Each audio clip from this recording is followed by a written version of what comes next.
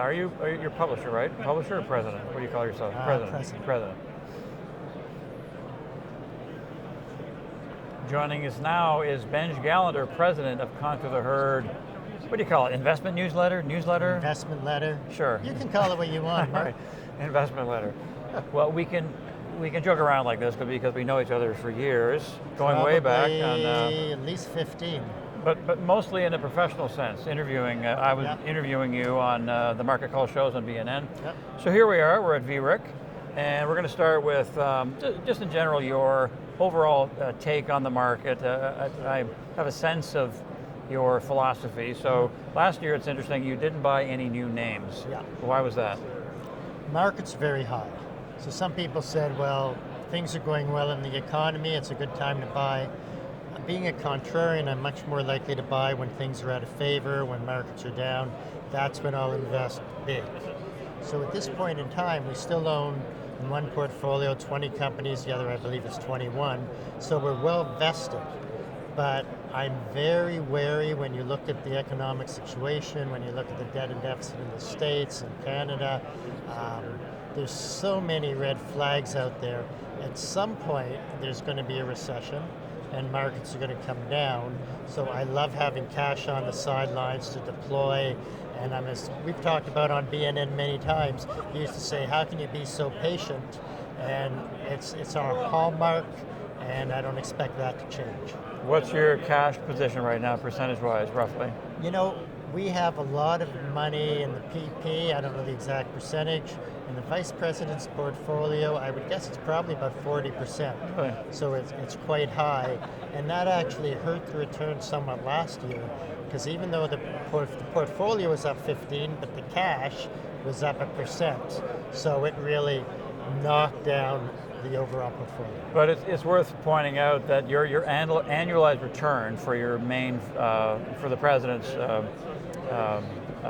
portfolio is what, over the past many years? Over the past 10 years, it's 21.3%, so amongst the best out there.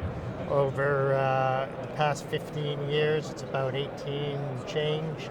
So we've done as well or better than just about anybody. We do make mistakes.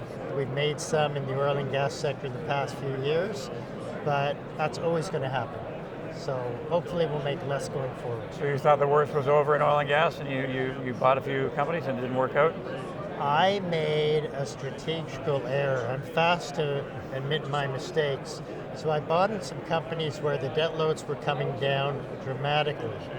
What I didn't calibrate enough for was the revenues were coming down dramatically. So ultimately it was like a bad equilibrium. And that can be the same for mining companies. You've got companies with a lot of debt and their revenues have come down dramatically in the past number of years, but their debt load has, so they're back in the same position to some degree. Now, of course, there's a lot of mining companies on our list that we're watching and to possibly buy, and we own some in the sector, but that's something I hadn't thought a lot about before, and even after doing this for about 40 years, I continue to learn. By the time I'm 80, I should almost have it down to perfection. Okay, good. And we'll be sitting here again yeah, that's talking right. like this. We'll be at VRIC. So let's bring it to mining now. Yeah. When you look at mining stocks, as a contrarian investor, is there any sort of a different approach from other sectors, or is it the same? It's pretty much the same as other sectors. What you have to watch in mining is there's some great operators, there's some companies that have been around for years. There's also, quite frankly, you have to be wary of, and they'll just tell you a story, and if you look behind the story, it's not true. I think you have to be wary of companies with no revenues a lot of the time, because often they dilute like crazy. But again, I've been doing it a long time. I bought Agnico Eagle and Kinross under $5, and we made a lot of money on those. It's harder to do now, but sectorally it's very similar in a lot of ways, and I love cherry-picking companies in sectors that are out of favor. Okay, people watching right now, they're thinking, give us some names, Benj. We want some names. So one of them is Alacer Gold. Yeah, so Alacer we bought about 5 years ago. 2 years ago I was talking on a show, it was trading around 220. Now it's around 650. In the vice president's portfolio, we've sold 50% and mine 33%. What that means is we still think there's quite a bit of upside. So that's a direct gold company in Turkey, geopolitical risk, but far enough away from where I think the risk is. Two others are a bit more peripheral. One is Black Diamond. Black Diamond sets up camps. So the mining sector, oil and gas sector, they also do mobile homes effectively, and they've expanded into the educational sector and others. So what they can do is they can set up camps, they build camps for the employees, and because now they are more diversified, I think they'll do better going forward. This company used to trade in double digits. We bought it a little over $2, which is around where it's at now. I think it has a lot of upside. Another is Stuart Olson. Stuart Olson, they got hurt because of the oil sands. They lost a lot of business because of all the difficulties, but they're also into building things like arenas, into building buildings for the province, for the feds, that kind of thing, so more diversified. They've had a lot of problems lately though, and it meant they took a dividend that was 12 cents a quarter, cut it to 6, cut it to 0. So the stock has taken a real whack, but I think there's still dangers, for sure, but I think there's tremendous upside.